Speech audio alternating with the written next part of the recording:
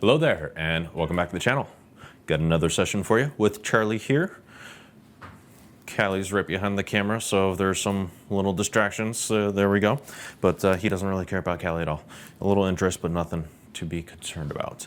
Yeah, we are continuing retraining the e-collar. In the last video, he was wearing it. I had it to 0. I was just pressing the button to hear the auditory clicks.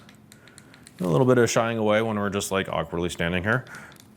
But for the most part, he doesn't care about it. He does kind of eye it. He was just kind of nudging and licking at the remote as we're getting ready to push record. In some of the walking drills outside, he was, again, eyeing it and maybe, I don't know, to say he was shying away from it. Like, he's just aware.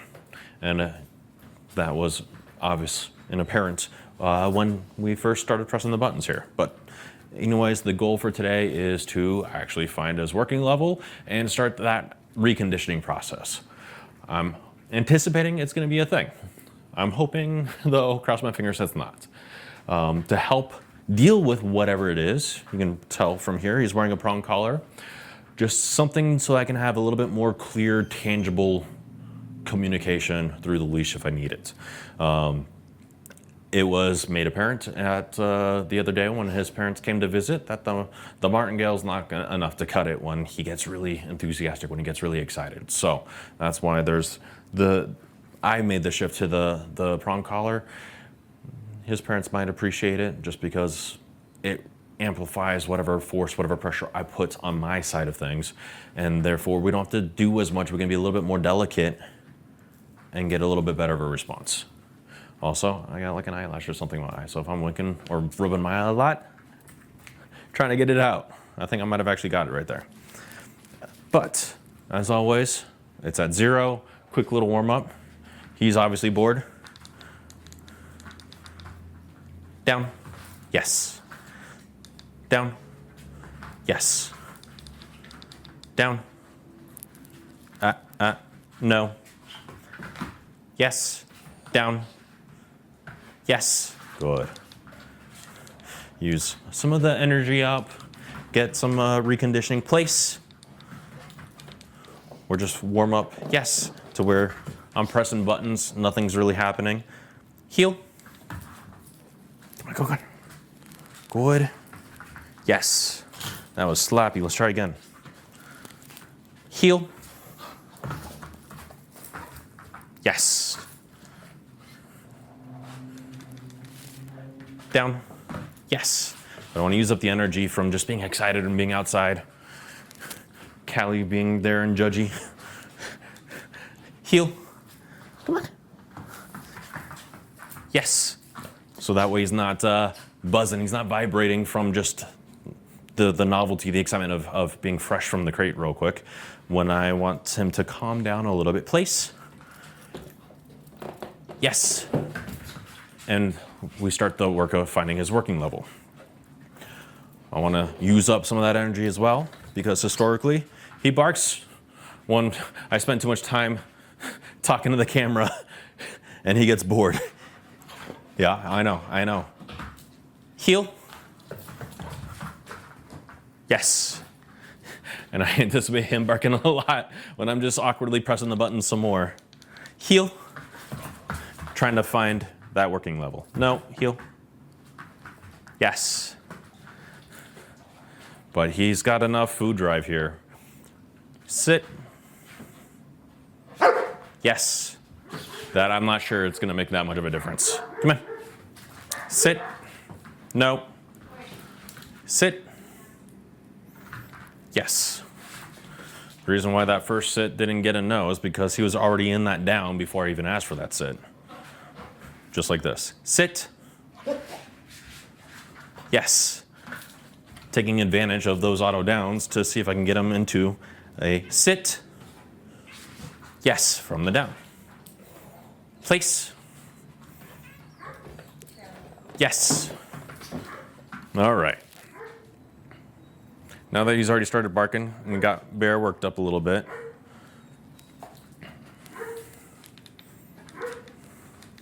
the Depending on the angle, you might start to see the red light this time because I have it set to level 1. And obviously he doesn't feel it.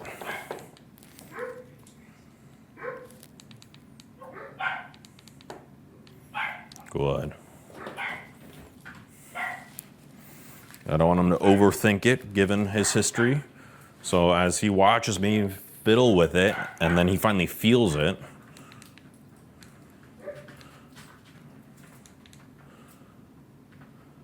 I don't want to go back and kind of confirm the bias that he had, that I just counter-conditioned him over the last week or so, of the clicking means nothing.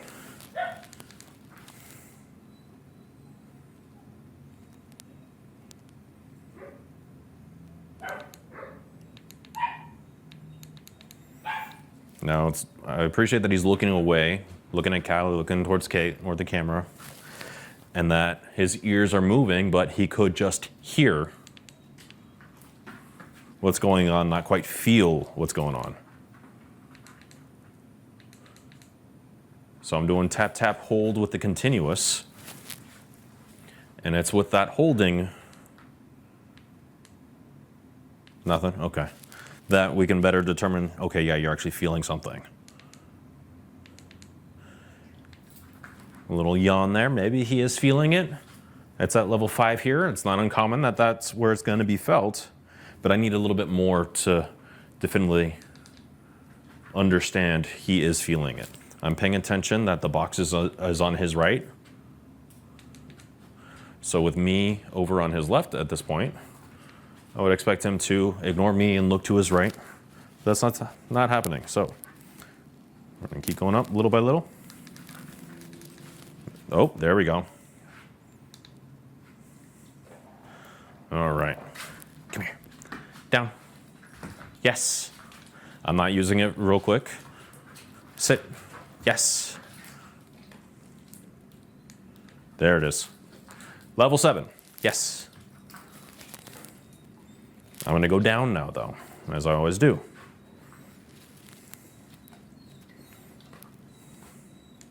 Six, he's feeling it. 5, he's feeling it.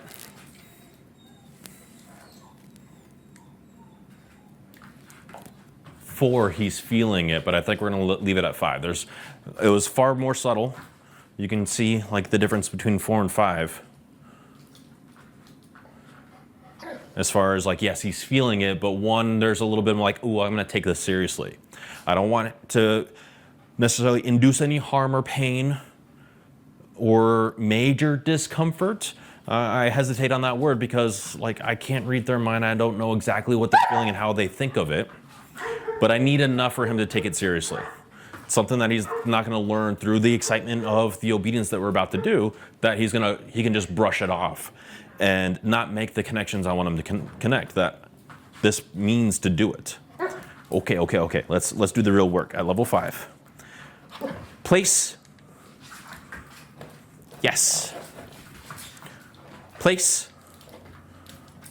Yes. Place. Yes. Down. Yes. Now I'm acknowledging those little looks though. Down. Yes. As maybe it is a little too much and I want to go still lower, and let's go down to 4 then. Sit. Yes. But when I go to 4, it doesn't seem enough. Sit. Yes. So back up to 5 it is. Place. Yes. Now the very first couple of repetitions, I gave the command, quick little tap, and then continued following through with the command. After those first couple, just make sure he doesn't overthink it, given his history of it.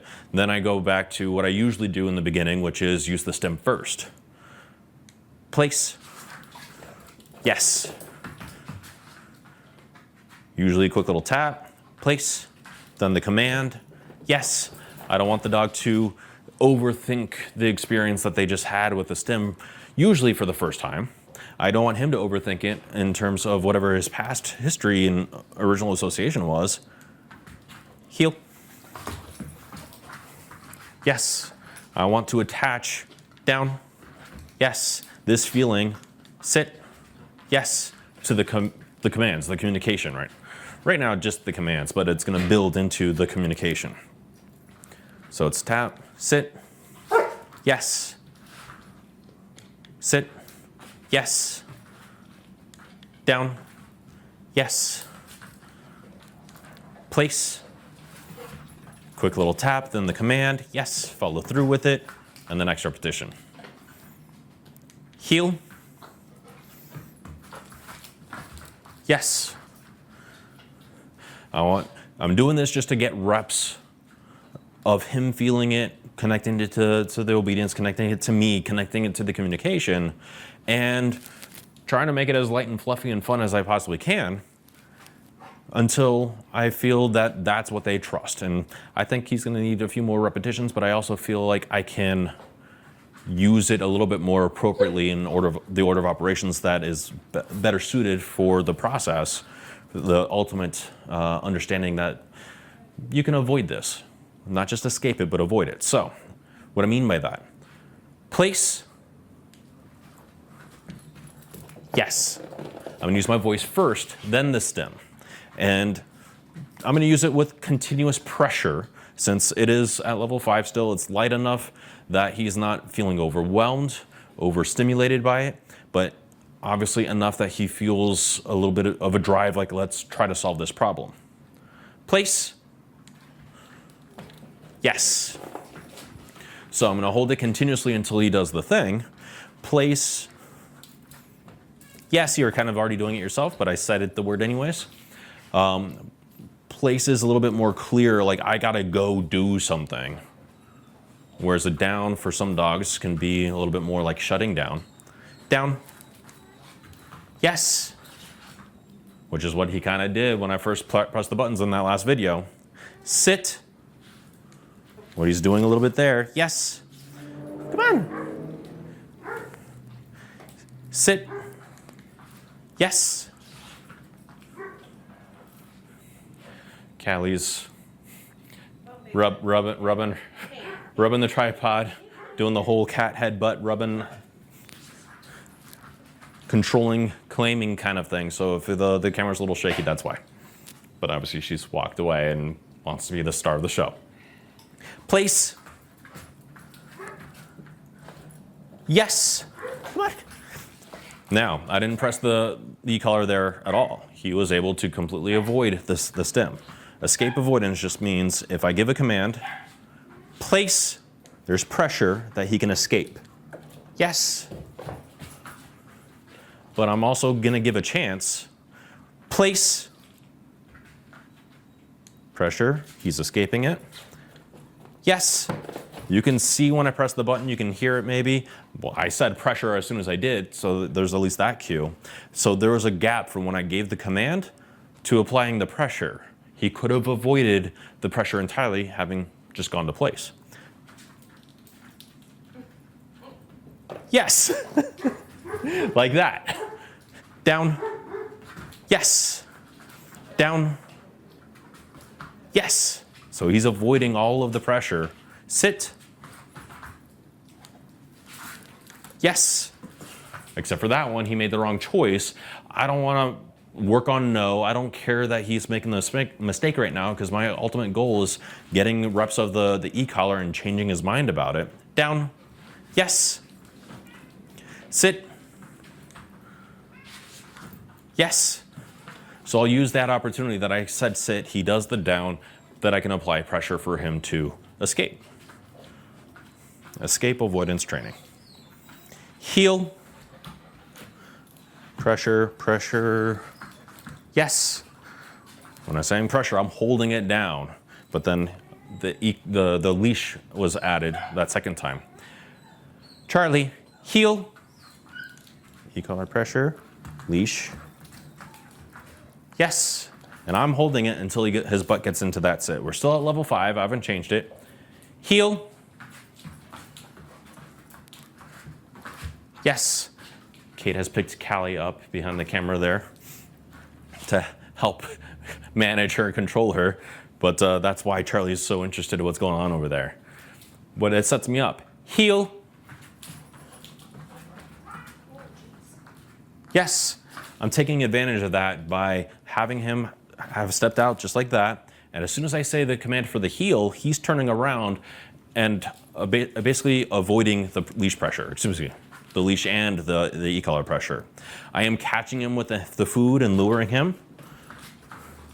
Yes, because I'm trying to give him an idea that he can do this heel thing and not experience any pressure whatsoever. Just so that way, when I inevitably make things more challenging, I wouldn't say unfair, more challenging. Heel.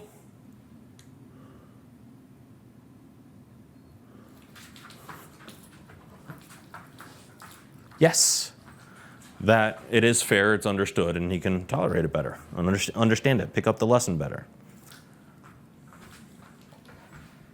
Place.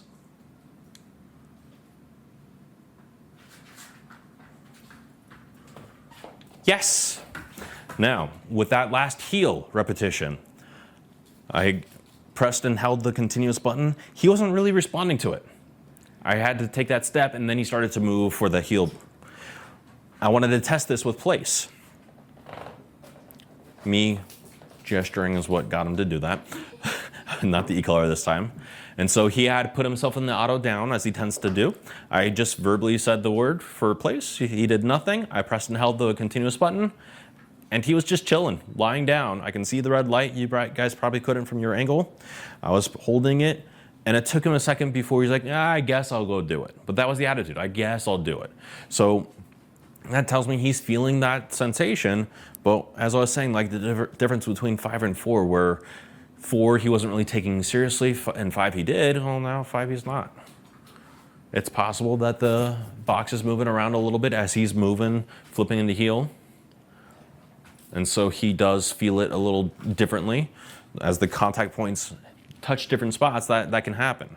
I experience this all the time when I have the contact on my hand or a client's hand experiencing this for the first time themselves. And depending on where on the palm of the hand the contact points touch, you can get very different sensations at various different levels, where what was low felt much more intense, and you move it around and it completely disappears, and you have to get much higher.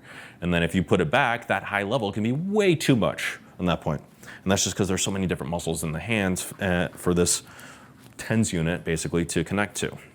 There's fewer muscles on the neck, which is why you don't have to worry about it as much. However, it still happens, obviously. Now I'm deliberately yapping here to calm things down, let him not pay as much attention so that I can do another test before I change the level. I want to keep it at 5 for a second. Place. Yes. And I went back to using the e-collar first before I gave the command because I wanted to see that response, which tells me we're going to keep it at 5. Place. Yes. I don't need to turn it up. He's feeling it and taking it seriously enough. But by me doing rep after rep after rep and like we are moving, we're engaging, he could be getting distracted. I might need to turn it up. I don't think I'm going to. But I just want to slow things down a little bit to make sure he can consciously feel and experience and learn. Heel. Yes. That he can control to some degree the e-collar. Heel.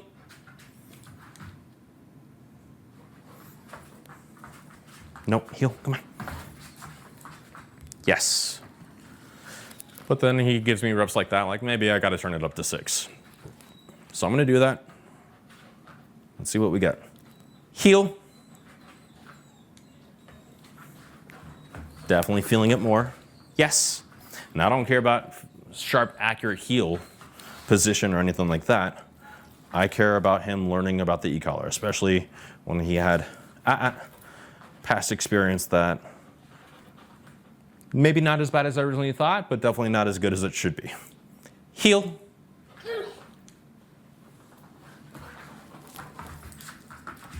Yes. All right, one more. What? Hey, come here. Ready? Heel. Come on, go, go. Yes. Good boy. All right. We'll wrap that up there. Where did I put it? There it is. Something I wanted to test with them, though.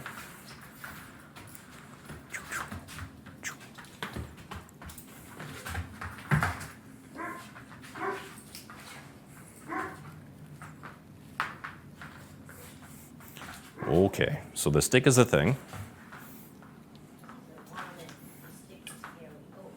Uh-oh. Okay.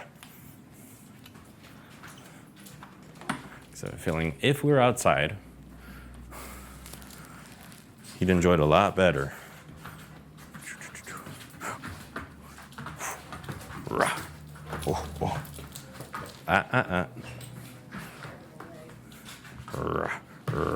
Oh ho. There we go.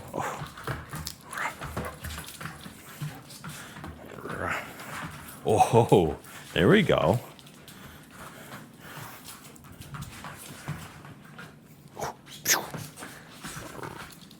Oh, you got it. And you lost it. There it is. Oh, and nope. All right.